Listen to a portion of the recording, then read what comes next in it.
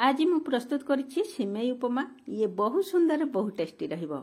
छोटरू बड़ समस्त पसंद आसिबो। मैगी चाउमिन भी या आगे फिका पड़ीजिवो। जदि एमती सिमेई उपमा बनइबे एकदम पूरा गोटे गोटे रहिबे। मु सब ट्रिक सहित सब टिप्स मु आपन सहित शेयर करछि।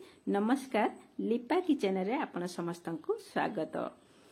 एई भली झुरझुरिया एकदम पूरा गोटे गोटे सिमेई उपमा बनैया पई मो वीडियो टिके फुल देखंतु। भलो लागिले लाइक शेयर सब्सक्राइब करिया को जमार भूलिबेनी। फेसबुक पेज रे देखतले फॉलो तो निश्चय करिवे। आमे प्रथमे गोटे करेई बसाई नबा। सेथिरे गोटे गिना सिमेई की देई दबा।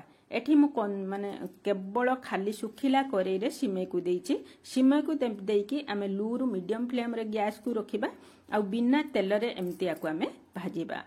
एकु आमे 3 रु 4 मिनिट पर्यंत भाजिबा। टिके जेतेले हमर सिमेई रो कलर चेंज होई जिवो, माने हल्का ब्राउन कलर आसी जिवो, सेतेबेले म आपन ए जो देखौछु म आपनकु एई भलिया जेतेले कलर आसी जिवो सेतेबेले ही आपन होउची भाजिबा बंद करिवे। आ साइड रे गरम पानी गुटे करिथिबे, जो दरे गरम पानी देले शीघ्र ए जो सिमेईटा हमर फुटी जिवो आ अधिक सिजिबनी, एकदम पूरा गोटा गोटा रहिबो। एई गरम पानी की देई साइला परे आमे 3-4 मिनिट पर्यंत आकु आमे सिजेइबा।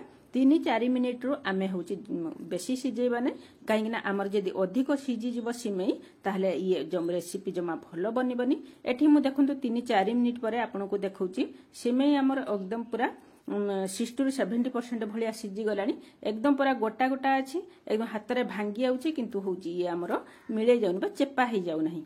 एई स्टेज रे आमे गैस को बंद करनबा। आ गुटे छणा जाली सहायता रे आमे ताको होची छाणी नबा। छाणी के आमे संगे संगे कोन करू, एकदम ठंडा पानी तापरे ढाली नबा। माने होची ठंडा पानी ढाली के आमे ता भलकी धोई नबा। जो ए सिमेई रे जो एक्स्ट्रा गरमटा बाहर जिवो आ सिमेई एकदम हमर ठंडा है जो एकदम पूरा गोटे गोटे बनिवो। ये देखंतु आमे करेई बसाई नबा। 2 चम्मच दे दबा सोरिष तेल आ एठी 2 रु 3 चम्मच एठी गोटा बादाम दे दबा। बादाम को आमे तेल रे प्रथमे भलकी भाजी नबा। बादाम जेतेले हमर भाजी हे जिवो आमे बादाम को बाहर कर नबा।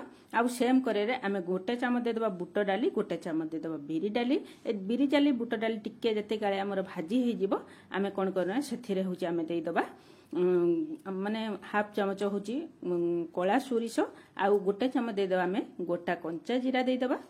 आ ए सब को देकी मध्य टिके भाजी नबा। भाजी साइला परे आमे सेथिरे दे देबा गोटे सुखिला लंका आ किछि भुसंगा पत्र। भुसंगा पत्र को देला बेले टिके दूरे की देबे, नहले तेलर छिटका आपन हाथ रे लागि पारे। आ गोटे रु 2 पिन दे देबा आमे हेटी हिंगु देबा द्वारा टेस्ट बहुत बढ़िया आसीबो।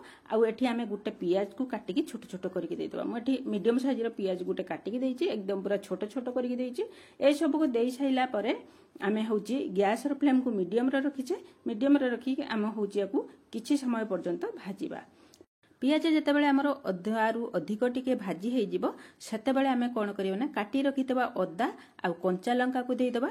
एठी कंचा लंका मु गुटिए देइची, आपण राग मुताबिक कम बेसी करि परिबे। आ एमती माने अधिक भाजीबा नै मसला को एतिकी ही भाजीबा बस। ये ठीक ठाक अछि। आमे एठी होची गुटे मीडियम साइज रो आलू को चुपा छड़े की छोट छोट पीस करी काटी रखितले दे दबा। ग्रीन मटर 3 रु 4 चम्मच दे दबा। गाजर मध्ये 3-4 चम्मच दे दबा। एठी झुडंग मु एठी 3-4 चम्मच देइची, ए सब दे दबा। आ अधिक जडी वेजिटेबल ऐड करिया पई चाहती फुलकोबी ऐड करि परिबे, आ बीट मध्ये ऐड करि परिबे। बहुत सुंदर बहुत टेस्टी रहिबो। किंतु जेहेतु मोर एति परिबा थिला मु से सब दे देइछि। आ एठी स्वाद अनुसार लूण दे दबा। आ कलर प्लस टिके राग पई टिके लंका गुंड दे दबा, हळदी गुंड ता सहित दे दबा। ए सब को देकी आमे टिके मसला को भलके होची गुळेई नबा। ए सब गुळेई साइला परे आमे एटाकू 3 रु 4 मिनिट पर्यंत कवर करनबा। ए भी कवर करिया भितरे मझिरा मझिरा टिके टिके होची ताकू होची मिसौथबा, नहले तळे लागि जाय परबो। गैस फ्लेम को एकदम पूरा लो करबा आ लो करके 3 रु 4 मिनिट रखिबा। म एठी 4 मिनिट परे आपन को देखौची परिबा हमरो अधारु अधिक सिझि जायछि। एई टाइम रे आमे गुटे होची टमाटो को छोट छोट पीस करके काटी के दे दबा। आ काटी के देई के आमे मिसै दबा। एई परिबा हमर अधारु अधिक सिझिबो सेतेबेले टमाटो को ऐड करबा। छाणी के रखितबा सिमेई की मध्ये ऐड करनबा। आ ऐड करके परिबा सहित भलकी मिसै नबा।